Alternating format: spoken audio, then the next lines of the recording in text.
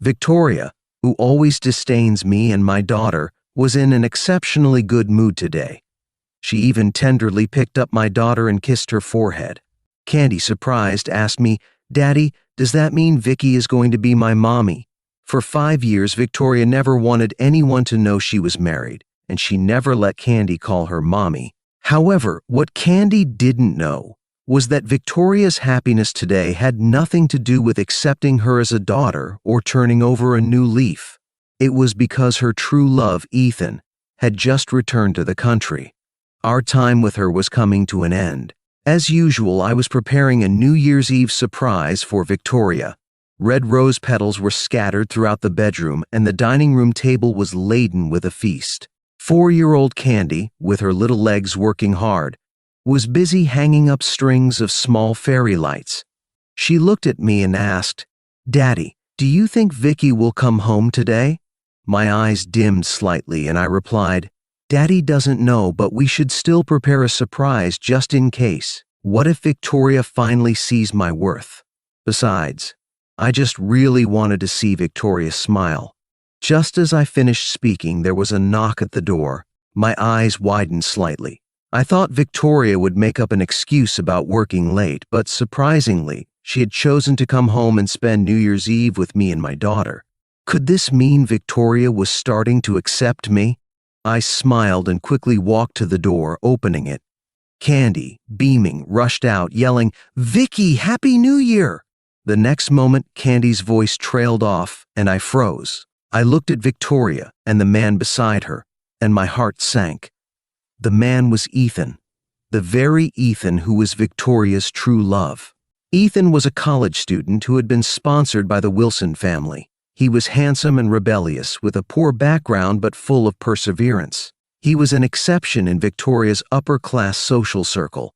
Victoria fell for Ethan at first sight, and the two quickly fell in love. Whether it was family gatherings or corporate charity events, they were always seen together. At that time, the Wilson family didn't approve of Ethan. They preferred me.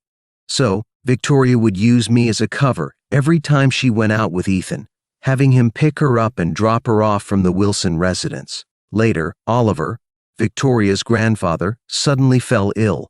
His last wish was for Victoria to marry me. When Ethan heard the news, he chose to leave without saying goodbye. Victoria, facing a double blow, broke down. She had no choice but to fulfill her grandfather's wishes, so she made a deal with me to divorce in 5 years, with no interference from either party. The 5 years hadn't passed yet, but Ethan had returned early. I had expected something like this would happen, yet I still held on to hope. I bet Victoria would save a shred of dignity for herself in front of her child and Ethan. But I was wrong. Victoria frowned, looking at the cluttered room with the colorful decorations. She said, "I was out working and you were here messing around with Candy. Never mind. What's the point of talking? Clean up and move out of the master bedroom. Tonight you and Candy will sleep together. Ethan just got back and he'll be staying here for the night." I didn't miss the smile in Ethan's eyes. I wanted to try to persuade Victoria to change her mind, but my throat was tight and I couldn't say a word.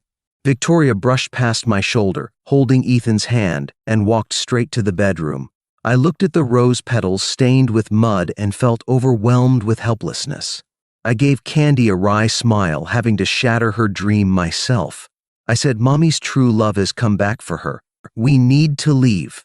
That night, the sounds of Victoria and Ethan's laughter were in stark contrast to the quiet sadness in my room. Candy was sobbing softly. It pained me to see her so upset. It took a long time to comfort her. The laughter continued late into the night. I put on my coat and slowly walked to the master bedroom door. I could see the light on and clearly hear Victoria's soft voice. "Ethan, why didn't you tell me you were coming back? We haven't seen each other in so long. You have no idea how much I've missed you. My contractual marriage with Sincere will end next week. When it does, you have to give me a grand wedding to make up for it." I suppressed the bitterness in my heart and closed the door. In the 5 years we'd been married, we'd never had a proper anniversary. Victoria would always throw away the meals I'd carefully prepared and tear up the clothes I bought for her. Even Candy was a product of a drunken night of confusion on the wedding night. Victoria, devastated by Ethan's departure, had mistaken me for him. All these years, people had told me that a heart could be warmed, so I had tried to please her year after year. But Victoria had always believed it was because of me that Ethan had left, and so she hated me. She hated everything connected to me.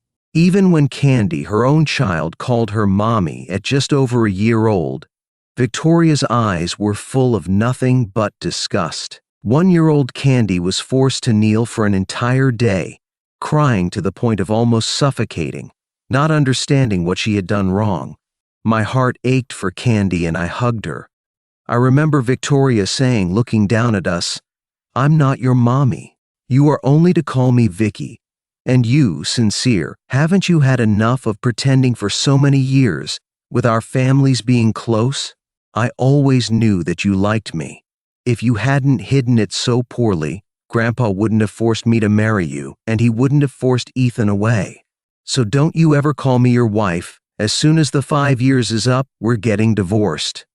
Only then did I realize Victoria was never, knowing my feelings, yet using them to secure her romance with Ethan. I took a deep breath. Tears fell onto the divorce papers, blurring the name Victoria. "Daddy!" Candy's voice came from the bed. I didn't realize it was so late and she wasn't asleep yet. I half knelt beside the bed, stroking Candy's head. "Why aren't you asleep? You'll be late for school tomorrow," I asked. Candy saw my red eyes and reached up to wipe away a tear. Hesitantly, she said, "Vicky said she'll take me to kindergarten tomorrow. She also said she'll pick me up after school. Can we wait a little longer?"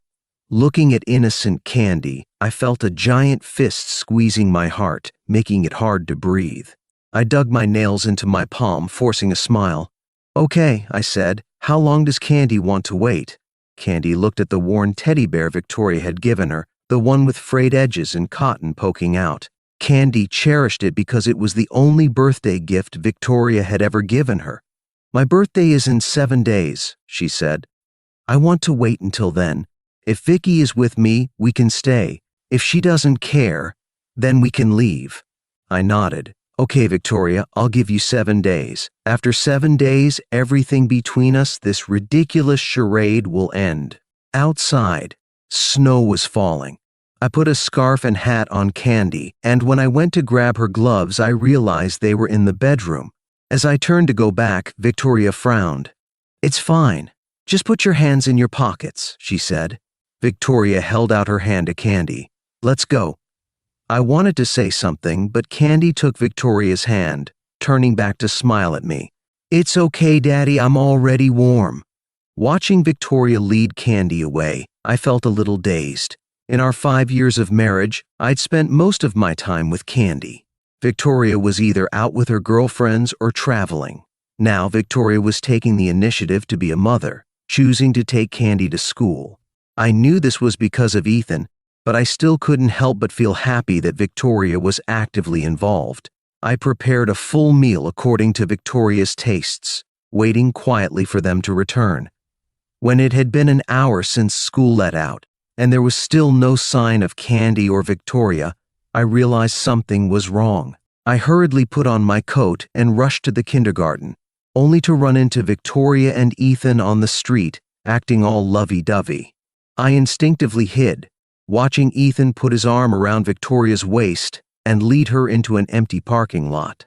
Victoria laughed flirtatiously and leaned in, planting a kiss on Ethan's cheek. "So eager, aren't you? What if Sincere sees us?" Ethan asked, chuckling as he deepened the kiss. Victoria shrugged. "He always wants me to spend more time with Candy. He's probably at home right now, cooking dinner and waiting for us." Even though they were dozens of feet away, their voices weren't loud, yet I heard everything, crystal clear. I felt my breath catch as I watched Victoria get into Ethan's car, watching them kiss passionately as if making up for 5 years' worth of kisses. The car windows fogged up, obscuring my vision. The only thing I could see was the car rocking back and forth. My body was frozen, yet my gaze was fixed on that black sedan. I couldn't understand why someone I had tried to warm for 5 years could just leave with a snap of someone else's fingers. I remembered our first anniversary. I spent 2 months learning to make a cake from a pastry chef. The finished product was even praised by the chef. Yet when I presented it to Victoria, all I saw was ridicule in her eyes. "Sincere," she said. "What are you expecting? You really think some cheap cake you bought somewhere is going to win me over? More than a wedding anniversary, you should remember the day you took away my freedom." I wanted to say, "No, it was Ethan who left without saying goodbye. It was Ethan who gave up on you first." But looking at the disgust and resentment in Victoria's eyes, my throat tightened, and I couldn't say a word. In the end, the cake was thrown into the trash untouched. I felt like a huge hole had been punched in my chest, letting in the cold wind. When I arrived at the kindergarten, Candy was slumped, her face filled with undisguised disappointment. I picked her up, wiping the tears off her face. Candy buried her head in my chest. "Why didn't Mom come get me? Why doesn't Mommy like me?" I suppressed the bitterness rising in my chest, reassuring her that Victoria had something urgent and couldn't make it. Candy nodded understandingly. Victoria didn't return until evening. I was reviewing Candy's art homework then. She'd expected me to blow up for not picking up the child, but I didn't say a word, which surprised Victoria. Usually, when it came to Candy, I was unusually meticulous. Victoria glanced at it and then looked away. She didn't want to engage with me. She recalled the absurdity in the car that afternoon, and then Ethan's chuckle when he questioned her. Her heart was restless again. She wanted to shower to rid herself of the stickiness. But when she turned on the faucet, icy water poured all over her head. Victoria frowned, her hair dripping wet, and demanded why I hadn't prepared hot water. "Don't you know I shower every night?" I didn't look up. I was quietly looking through the drawing book. For the past 5 years of our marriage, I remembered every preference of Victoria's. I'd tried my best to please her, never disagreeing, even rushing 3 blocks away in the middle of the night in the rain to get what she wanted. Victoria had never been so coldly ignored. A nameless fire flared in her heart. She took 2 steps forward and grabbed my hand. "Sincere, if you keep ignoring me, I'll file for divorce tomorrow," Victoria threatened. She thought I didn't want a divorce, that I was desperate to maintain this marriage. I finally looked up, but what Victoria saw in my eyes wasn't the panic she expected, but a calmness like still water. I asked, "You promised Candy, so why didn't you pick her up? When I arrived, she was the only one left at the kindergarten. Do you know how pitiful she looked?" Victoria froze. She was with Ethan then. She'd mentioned having to pick up Candy, but Ethan had just pulled her closer. Ethan said, "That's Sincere's daughter. I know you don't like her. We can be great parents when we have our own." Seeing my anger, Victoria instinctively began to defend herself. "I was busy, I forgot. Besides, you picked her up, so it's the same. It's not a big deal. Do you have to yell at me like this?" Victoria would never understand how laughable her supposed brilliant performance was to me. I looked at her quietly, pushing the drawing book in front of her without a word. The moment Victoria's eyes landed on the picture, she felt a sharp pain in her chest. The title of the picture was A Family of 3. The picture showed Candy at the amusement park with her mom and dad. Candy had won a stuffed toy through a game. Mom was cheering and Dad was picking her up, looking proud and happy. A scene of blissful harmony. Victoria fell silent. The room was dead quiet. After a long time, Victoria finally spoke. "I'll take her to the amusement park tomorrow as a compensation for today." Candy had always wanted to go to the amusement park, and Victoria knew it, but she'd always dismissed it, putting it off again and again. Victoria tried hard to ignore the discomfort in her heart. I looked at her coldly. "Don't forget again. I just want us to have a clean break in these last few days." I didn't expose the final lie, only hoping Victoria could play the role of a mother for Candy's childhood. Candy woke up to a sudden good news that left her dizzy with happiness. She excitedly tugged at my shirt. "Really, Dad?" I couldn't help but smile, pinching her cheek and pointing at Victoria. "Mommy is already dressed. Victoria didn't correct me on how I called her. Instead, she smiled at Candy. Candy sensed a change and tentatively called out, "Mommy." Victoria raised her hand, making Candy instinctively pull back her neck. But Victoria only ruffled her hair. Candy was overjoyed. All the way she held Victoria's hand tightly, her little hand freezing red, but she refused to let go. She pointed to a snowman on the side of the road and then a sleeping puppy chattering away nonstop. Victoria responded to everything. The whole day, Victoria took Candy to almost every attraction, including the ring toss game Candy had drawn in her picture. To Victoria's surprise, Candy, after all the effort to win it, gave her the small bear toy. She said, "Mommy, this is for you. Thank you for playing with Candy." Looking at Candy's sparkling eyes, Victoria couldn't explain what she was feeling. The Ferris wheel was the last attraction for the three of them. Candy looked curiously at the night view outside. Victoria and I sat face to face. Our atmosphere had improved after being together all day. Victoria was about to say something when her phone buzzed with 2 messages. She looked down and saw that the sender was Ethan. Ethan's message read, "I think I saw you at the amusement park where we used to go together." Candy pointed at the colorful tall buildings and enthusiastically talked about the view. Victoria stopped responding, like she hadn't heard a word. I didn't miss the joy on Victoria's face. Through the reflection on the glass, I clearly saw the name Ethan. I remembered. Some say that when a Ferris wheel reaches its highest point, wishes whispered at that moment are heard by the heavens, and dreams come true. If you wish for a long-lasting love, you'll spend a happy and joyful life together. When I was young, I believed this wholeheartedly. I tried every trick in the book to get Victoria to ride the Ferris wheel with me, but she always brushed me off with some excuse or another. I was sure I'd win her over eventually, so I bought a ring and practiced my proposal on the Ferris wheel alone, imagining the scene of my success. Now I was finally on the Ferris wheel with her as I had always dreamed. However, as I touched the ring in my pocket, the nervousness and excitement were gone. Victoria was busy typing on her phone, her smile grating on my eyes. I took a deep breath and stuffed the ring into a crack in the seat. At that moment, the Ferris wheel reached its highest point. I made a wish. If there's a next life, I never want to meet her again.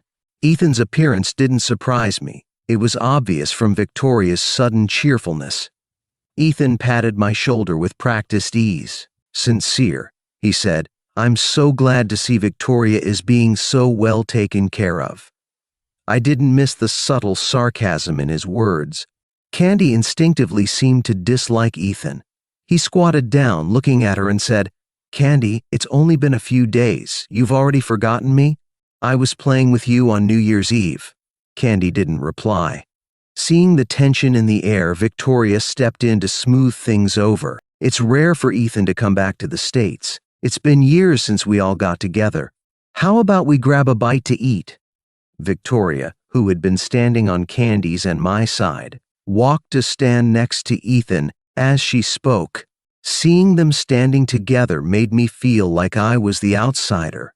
I said, "No thank you, I have things to do tonight." I instinctively wanted to refuse, but Ethan leaned in, his voice not too loud but loud enough for everyone to hear.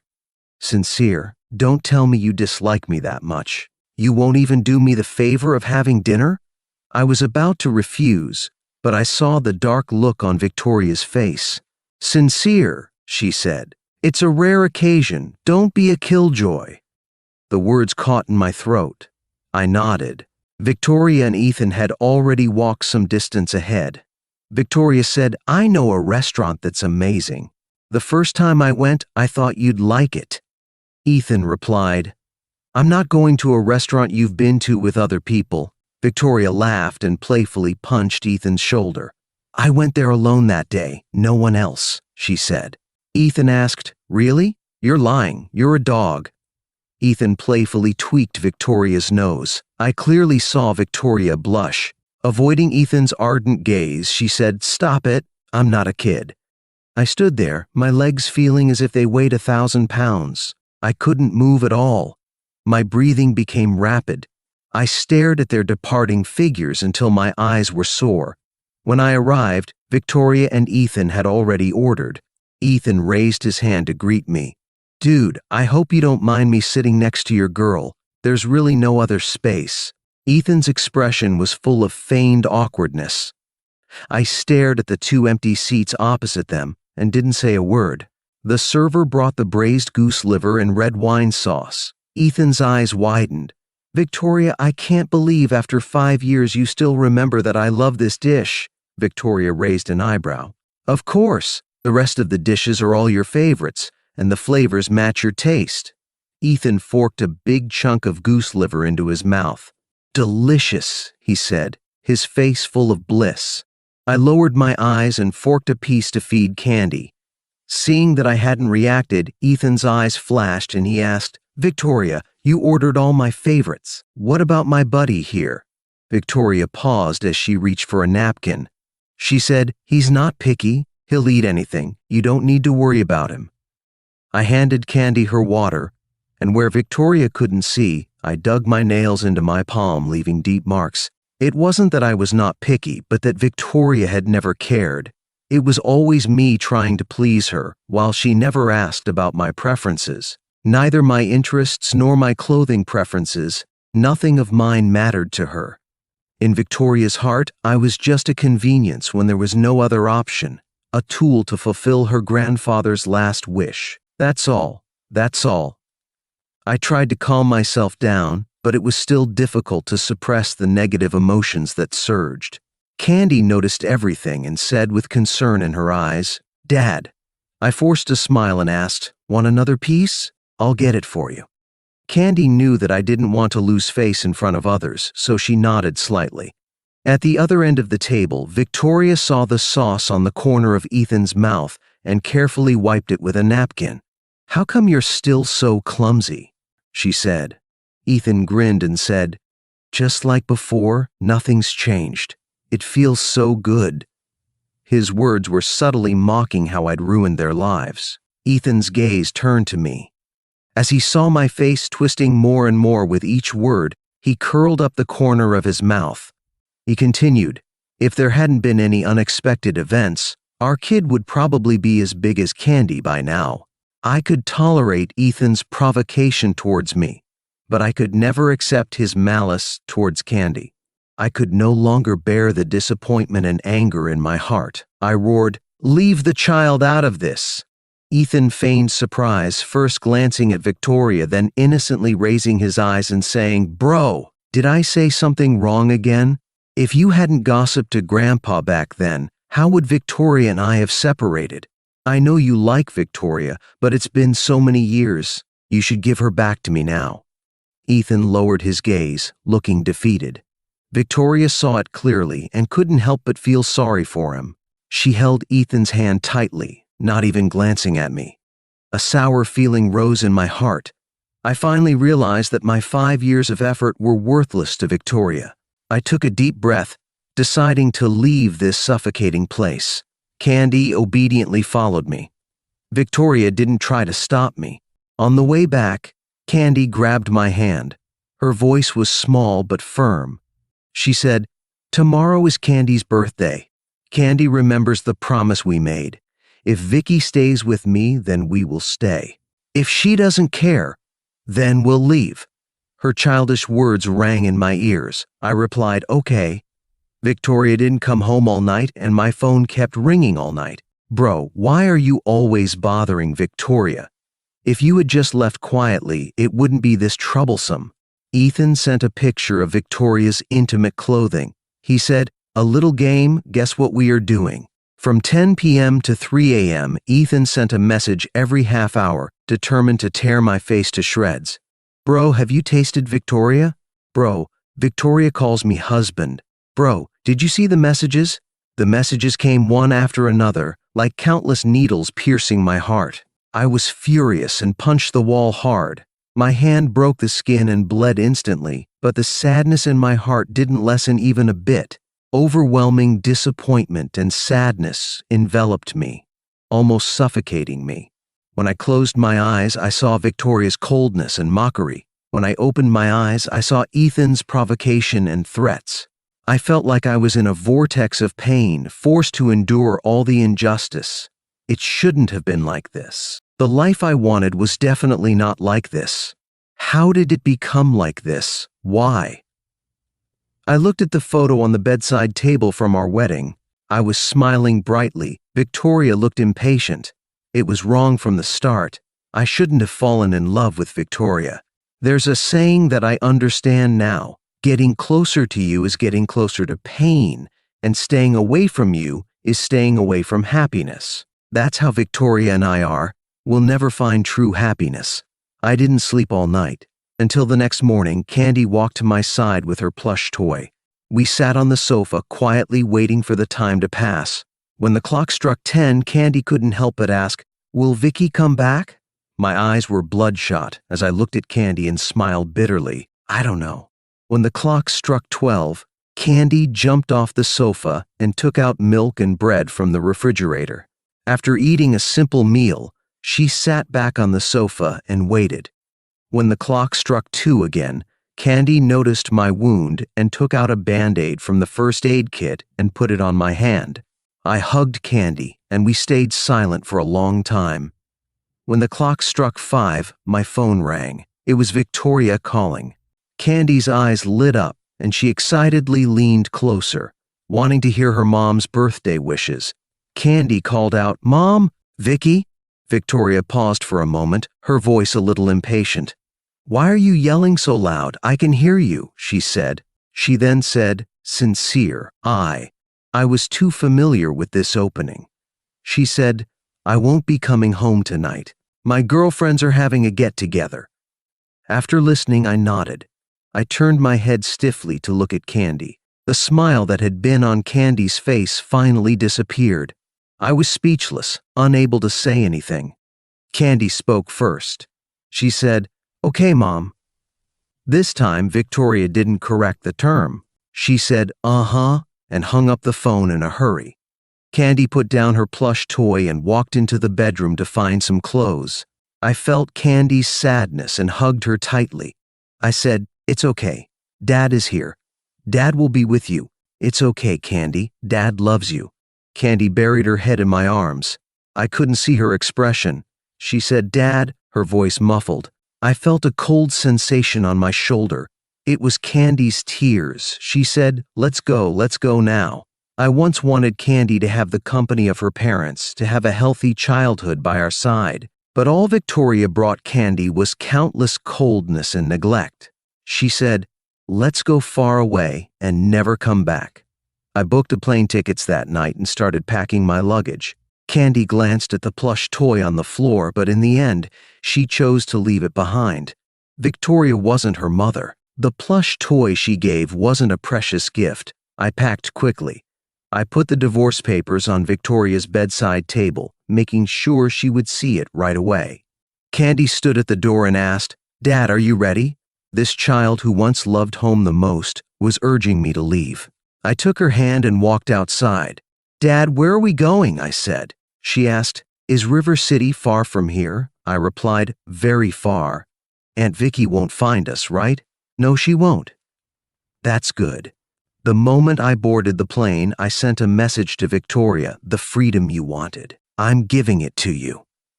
After hanging up, Victoria felt like something was off. She unconsciously frowned, recalling their conversation.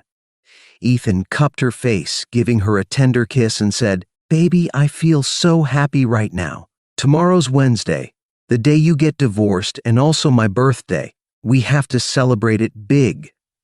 Ethan nuzzled his chin against Victoria's forehead. The action, which she usually found comforting, made her feel uneasy. She subtly turned her head away, creating some distance. Finally, she realized the source of her unease. Yesterday at the amusement park, Candy mentioned, "Mommy, tomorrow is my birthday. Can you spend it with me?" Victoria, preoccupied with Ethan's messages, nodded absent-mindedly. She didn't see the joy in Candy's eyes, nor did she notice the probing look in Sincere's. Suddenly, she understood Sincere's silence on the phone. Those 5 seconds of quiet were his utter disappointment with her. Panic gripped Victoria's heart. Ethan picked up the plush bear, which was neatly placed on the bedside table, and carelessly played with it. "What's with you all of a sudden? You won't even let me touch you?" He tugged at the bear's arm. Whether it was his force or poor quality, the arm ripped off, revealing a large wad of stuffing. Looking at the scene, Victoria suddenly remembered the joy on Candy's face when she gave her the bear as a present. The word "mommy" echoed in her ears, lingering for a long time. A sharp pain pierced her chest. She snatched the bear back, staring blankly. Victoria inexplicably recalled the Ferris wheel last night, Candy's excited face when they reached the top and the smile on Sincere's face. She remembered that she had something to say to Sincere. What was it? Oh, she remembered. She wanted to say, "They say when the Ferris wheel reaches the highest point, the wishes you make will be heard by the gods." "Sincere, what's your wish?" Victoria had intended to ask him this. Sincere had mentioned more than once that he wanted to ride the Ferris wheel with her. She knew he had a wish that he was eager to come true. But Ethan's sudden message had disrupted her thoughts. Her attention was drawn to Ethan, and even the last bit of thought was thrown to the back of her mind. Victoria felt a tightness in her chest. She took a deep breath, trying to calm herself down. Ethan leaned his head, his eyes unable to hide his sarcasm. He said, his voice full of pretense, "Victoria, you wouldn't happen to be regretting being with me, would you?" Ethan shook his phone, lamenting. "But, after what happened last night, you have no way to go back to them." Victoria's face turned pale. Recalling last night's absurdity, she froze. She looked at Ethan, whose tone was gentle, but whose face was filled with mockery. A great unease enveloped her. She asked, "What did you say?"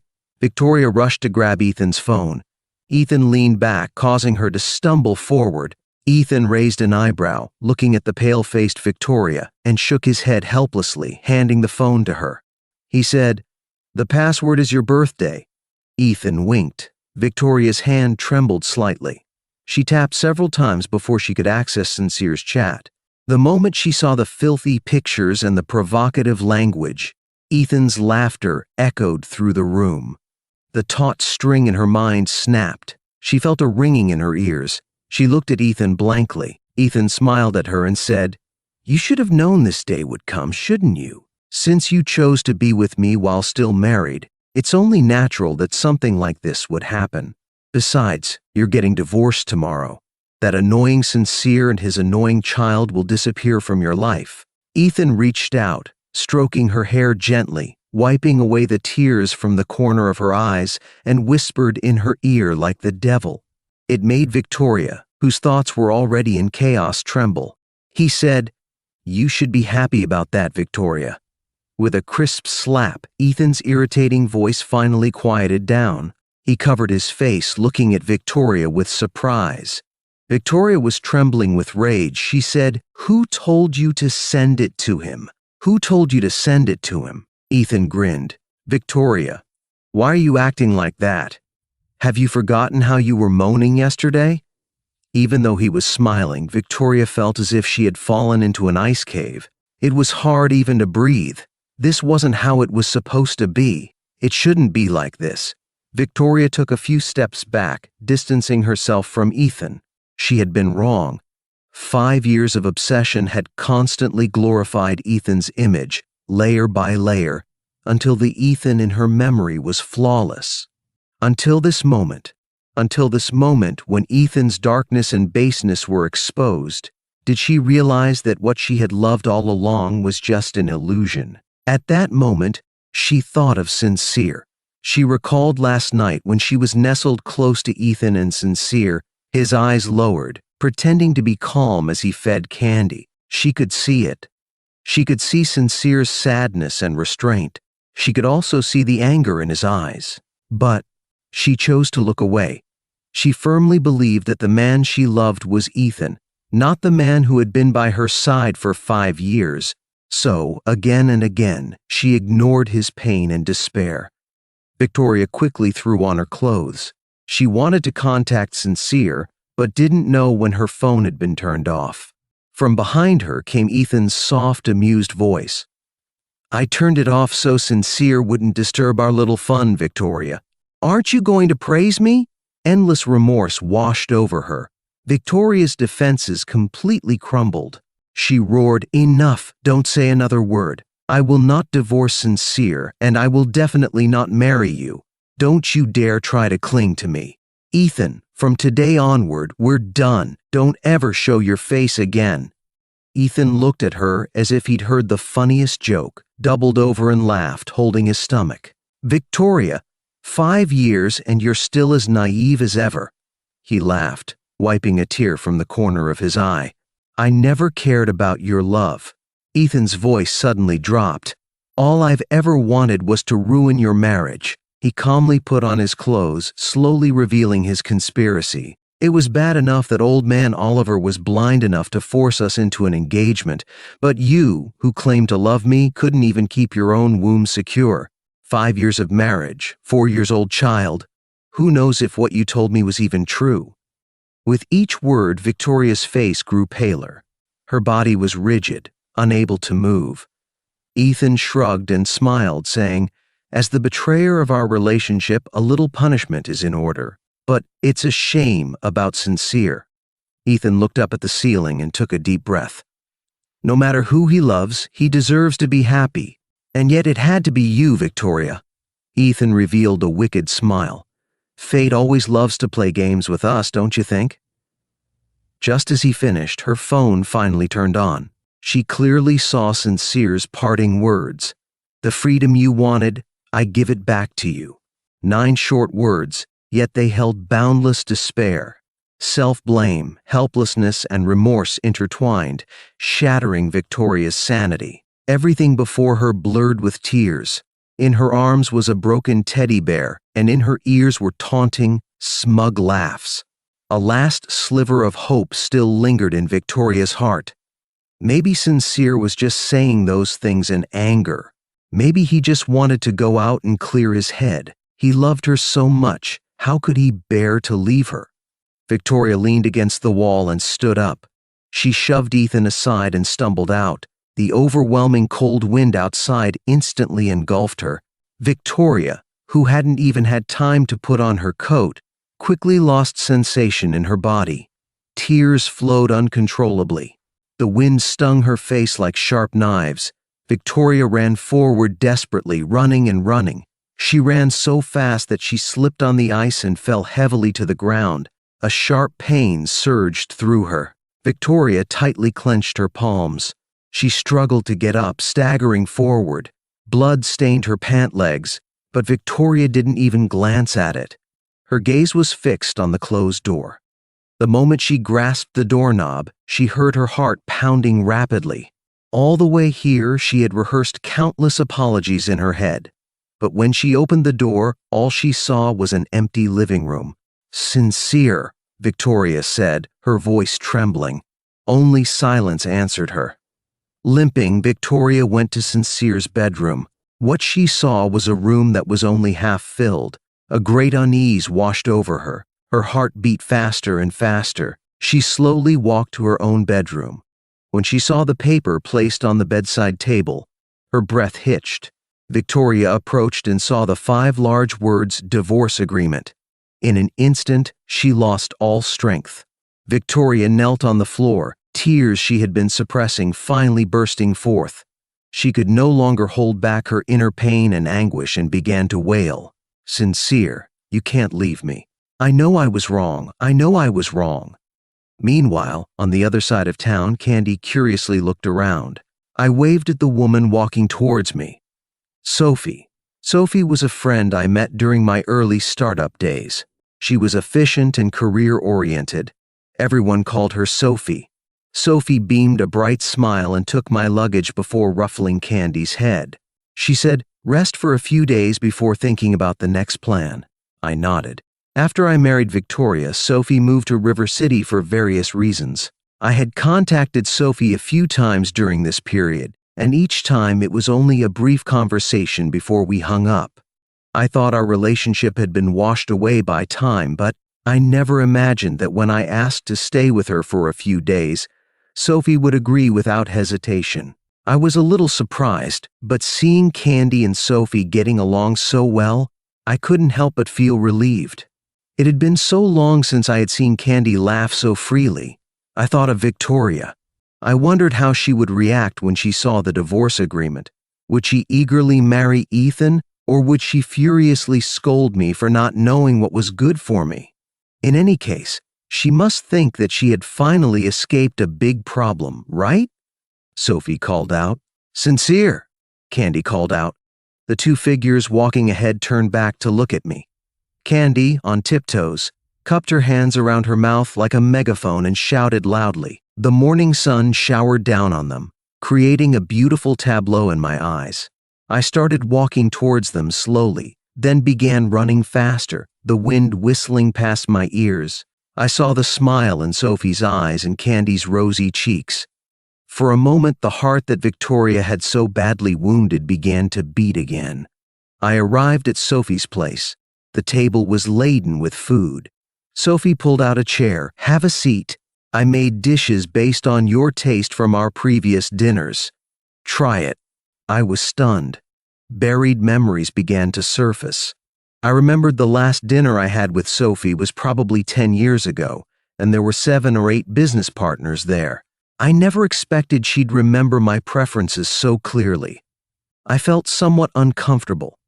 Candy, however, naturally trusted Sophie. She sat down without hesitation and devoured the pan-fried buns in front of her.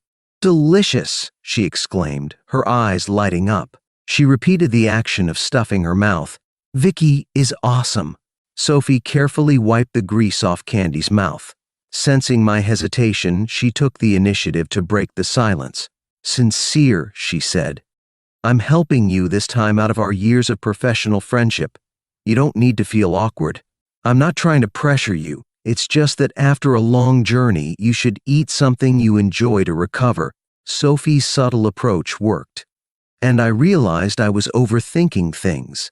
I picked up a piece of braised beef brisket, tender and well cooked, and ate it. Sophie handed me a glass of water. I took it. Our skin brushed. We both maintained our composure, each thinking we were hiding our feelings well. Candy, sitting beside us, saw clearly through our thoughts. Her innocent voice rang out, Why are your faces so red? It's not hot in here. Sophie excused herself to the restroom. I bowed my head and focused on my food, not uttering a word. Only I knew how fast my heart was pounding deep in my chest. The glass Sophie had handed me was the same one Sophie and I had made together at the pottery studio. I had always known about Sophie's affection for me, but I was so focused on gaining Victoria's approval that I never considered starting a new life with anyone else. After her failed confession, Sophie wasn't discouraged. She used her birthday as a reason to ask me to accompany her to the pottery studio. I agreed. I thought of it as an adult's way of trying to maintain some dignity. I never imagined that the cup I casually molded that day would be cherished by Sophie to this day. It had been too long since I had felt the warmth of being cared for. My life had revolved so much around Victoria that I had almost forgotten that I was an individual separate from her. But now, Sophie was reminding me through her actions that when I was immersed in happiness, she was watching over me quietly.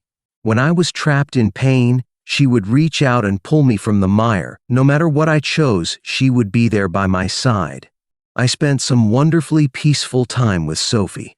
I got Candy enrolled in a new school. Every day when Candy came home from preschool, she would chatter endlessly.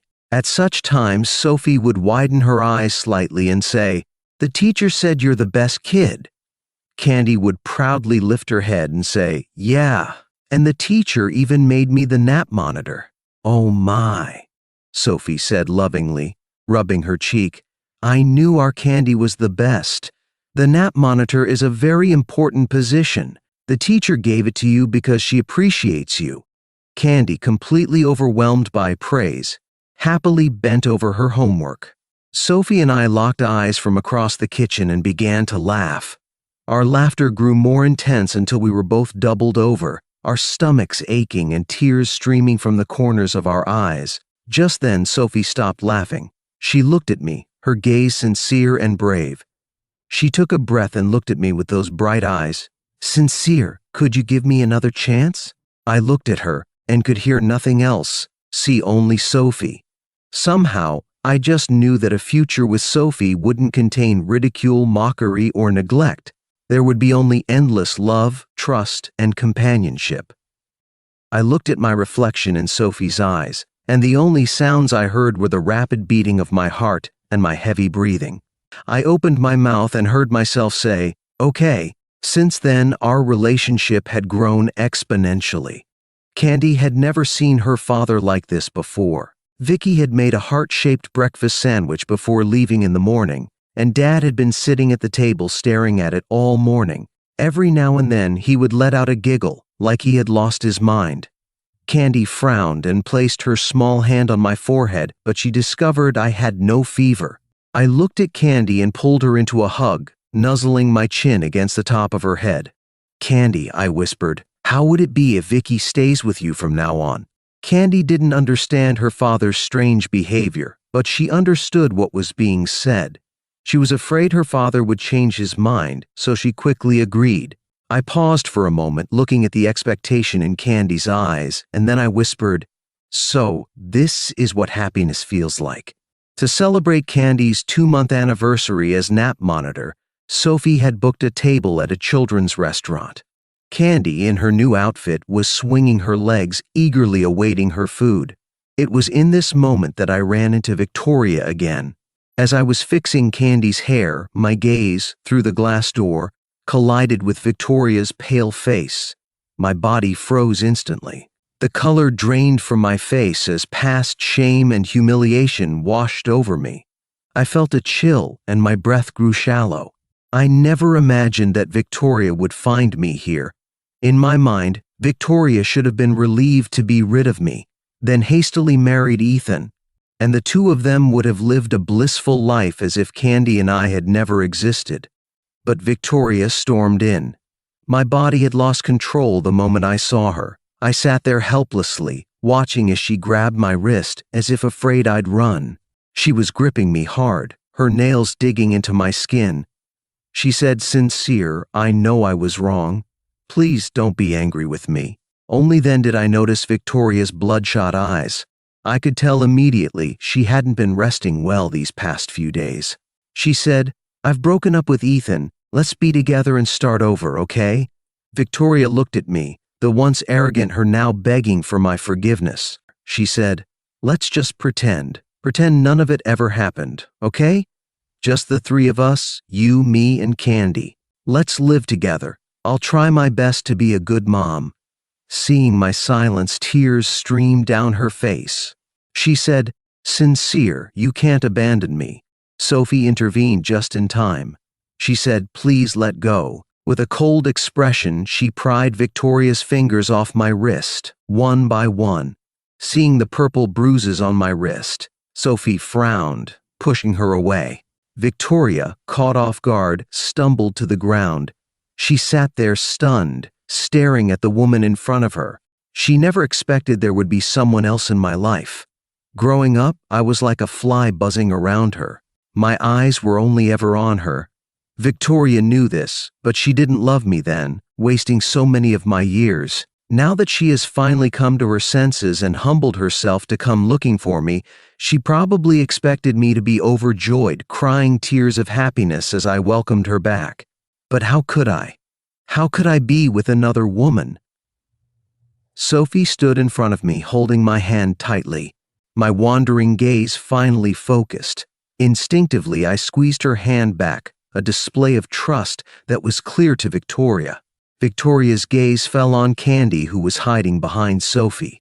When she saw the lack of yearning for approval in Candy's eyes, replaced by wariness, Victoria finally realized that something had changed. The humiliation of being rejected, mixed with resentment, fueled Victoria's anger.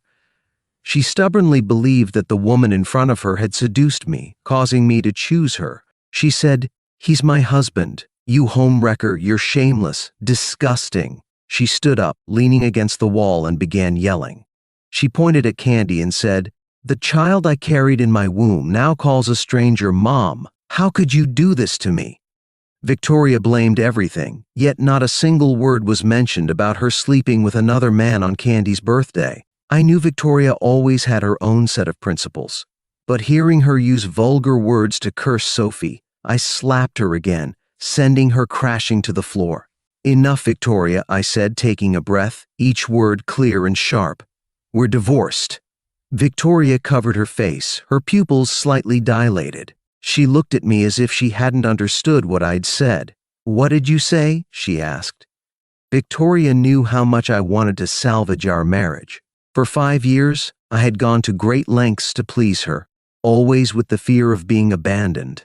My cautiousness only fueled Victoria's arrogance. She tossed aside the gifts I prepared, mocked the meals I cooked, and chipped away at my dignity little by little. Even then, I never brought up divorce. She was certain I couldn't live without her. And now, everything in front of Victoria was telling her that I had moved on. My voice was calm and collected. I said, "Sophie is not the kind of woman you're describing. Victoria, I'd like you to watch your language. I think you should remember that our marriage was just a contract." I looked at her, my expression serious, my eyes showing a detachment Victoria had never seen before. I said, "The 5-year term ended long ago. Our marriage ended then too. In other words, there is nothing between us now. If you could, I'd like you to leave now and not bother Candy and me again." Victoria knew my words weren't an empty threat. Her face turned ashen. The unreasonable anger she had shown vanished completely. In this moment, she suddenly understood the helplessness I had felt in the countless sleepless, fear-filled nights. She said, "I know you love me. Everyone knows you love me. How could you not want me?" Victoria's voice trembled, tears instantly streaming down her face. She stumbled forward, trying to grab me, only to fall pathetically at my feet. The once spoiled darling was now a desperate supplicant, the beggar for love now the one looking down. Sincere stared at her, his gaze colder than ever before. Victoria knew his next words would shatter her illusions. For a moment, she wished she were deaf, so she wouldn't have to face Sincere's judgment, wouldn't have to endure the humiliation of having her facade torn apart. But all prayers were useless. Sincere spoke, and all Victoria could do was listen. "Victoria," I said, "you know better than anyone how we got here." This time, Victoria finally saw the disappointment in my eyes. I continued, "I gave you my heart, and you trampled it and laughed at it. I tried. I desperately wanted your love. I learned to be a good husband, taking care of the house, the child, even giving up my career. But what did you do? You made Candy, who had just learned to call you mommy, kneel for a whole day. You denied being her mother, forcing her to call you Vicky." I chuckled bitterly. "You hid, afraid others would find out about our relationship. You wouldn't let me call you wife in public. That time at the party when I was drunk, I just whispered it once and got a brutal slap in return. But in Ethan's bed, you called him husband with such passion. You wiped his mouth tenderly at dinner, took Candy to school so you could sneak off with Ethan. For Ethan, you missed Candy's birthday."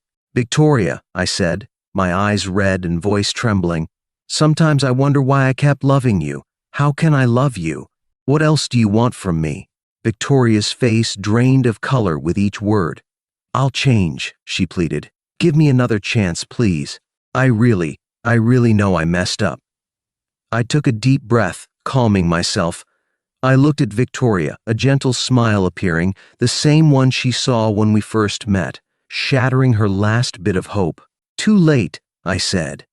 I turned, taking Candy's hand, and started walking away. Victoria, not giving up, tried to grab me. Sophie, prepared for this, pushed her hand away. Sophie had called the police when Victoria started her tantrum. The police arrived on time, subduing Victoria. She looked at my receding figure, struggling in vain. "I'll change, I really will change. Please, Sincere, please." Her desperate cries echoed throughout the restaurant. I didn't even turn my head. Overwhelming regret and helplessness completely engulfed her. She fell to her knees, allowing the police to drag her away. Sophie's celebration dinner for Candy was ruined by Victoria's outburst. I felt guilty and said, "Sophie, I'm sorry. I really didn't expect she would find us here and cause such a scene." I felt anxious, knowing no one wanted to be suddenly and unfairly insulted. I was thinking about leaving and how to help Candy adjust to a new environment faster. Sophie looked at me surprised. "Sincere, you don't have to feel guilty. From the short time I've seen her, I already felt the suffocation and pain from being around Victoria. No one could have predicted what happened today. I would never blame you for this." She took a deep breath. "More than anything, I'm worried about your mental state. Remember what I said? I will always be there for you. That's not an empty promise. Whatever happens, whatever you face, I'll always choose to stand by your side. Sincere, can you understand what I'm saying?" When I came back to my senses, I realized Sophie was very close. We locked eyes, seeing our reflections in each other's. Our hearts pounded, deafening. Maybe it was my imagination, but the air felt warmer. I saw the tips of Sophie's ears turn pink, saw her bright eyes, saw her gently fluttering eyelashes. A store opening ceremony was taking place nearby, and the sky was filled with fireworks, drowning out the surrounding noise. The next moment, I kissed her. Our lips touched. I saw Sophie's wide eyes. I put my hand on the back of her head to deepen the kiss. My kiss wasn't very good, and luckily, neither was hers. Sophie giggled, and I finally realized how reckless I'd been. I released her, feeling embarrassed. However, Sophie grabbed my face, her eyes full of laughter, and pecked my cheek. "Sincere," she whispered. "I've waited for this day for so long." That night, I told Candy that she was a big girl now and moved her to the room next door. In the soft yellow light, I kissed Sophie reverently. Her eyes were hazy, but she kept calling my name softly, "Sincere. I'm here. I love you. I love you too." The same words were repeated endlessly. We did not. Confirming our feelings, I held Sophie tightly, almost wanting to absorb her into my very being. "Sincere." I lowered my head and kissed her, her already hoarse voice silenced in her throat. Sophie's nails left a trail of passionate marks on my back. In that moment, our souls intertwined, leaving nothing but boundless trust and deep love. "Thank you," I whispered. "Thank you for choosing me. Thank you for standing by me without hesitation." I used to believe that eternal love was just a myth of the past, but as she walked deeper into my heart, I realized my own shallowness. Some people are simply born to love you, without asking for anything in return, without a reason, pulling you from the depths again and again, leading you to see the stars. Victoria spent the entire night in detention. Someone earnestly advised her, "You're divorced from him. Legally, you have no connection anymore. It's not right for you to keep bothering him like this. Everyone deserves a fresh start, and you can't keep clinging to the past.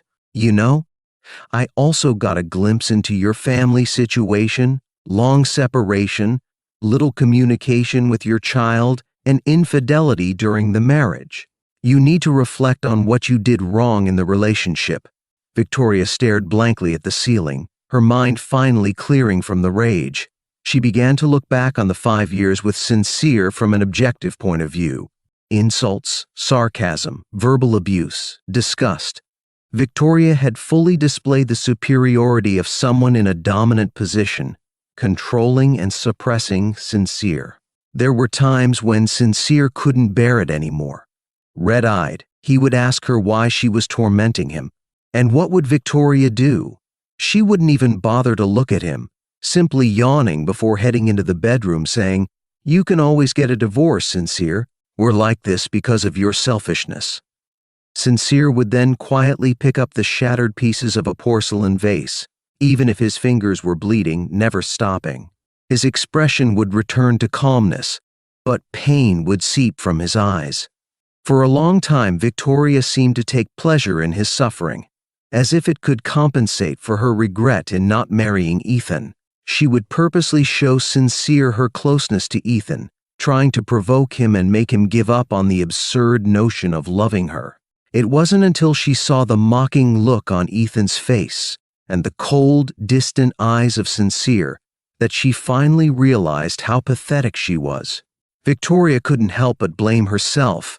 If only she had been a little kinder to Sincere, if only she had been a little more patient, if only she had tried to accept him. Would things have been different?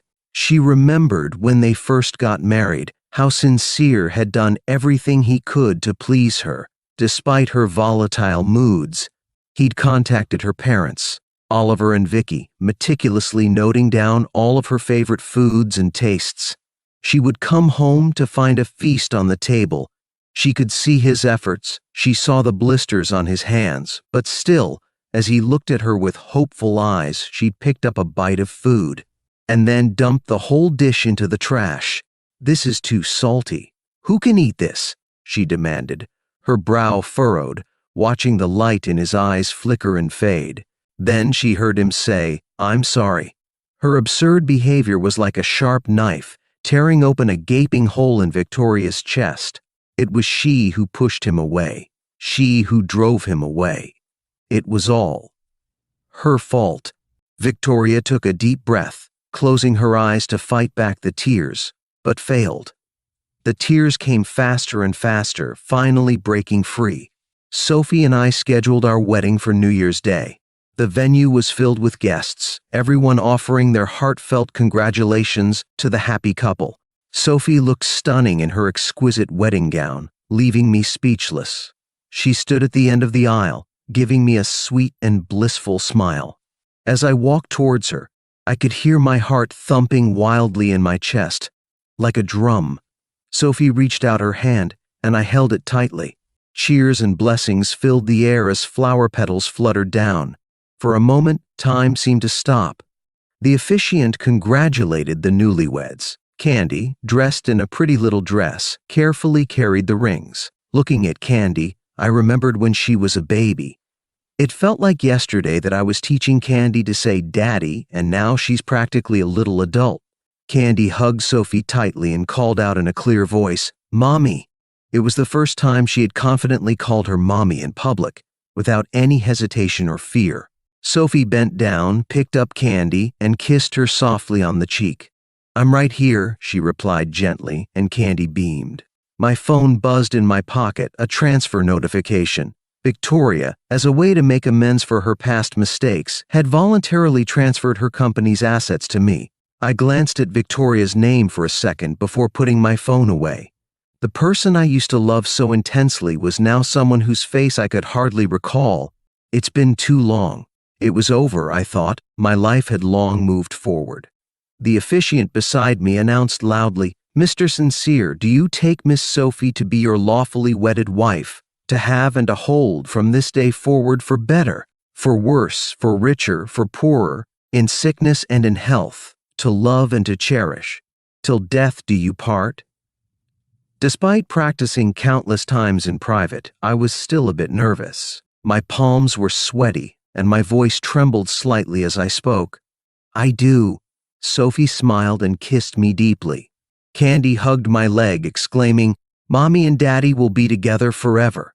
The happiness I had pursued for so many years had finally materialized in this moment.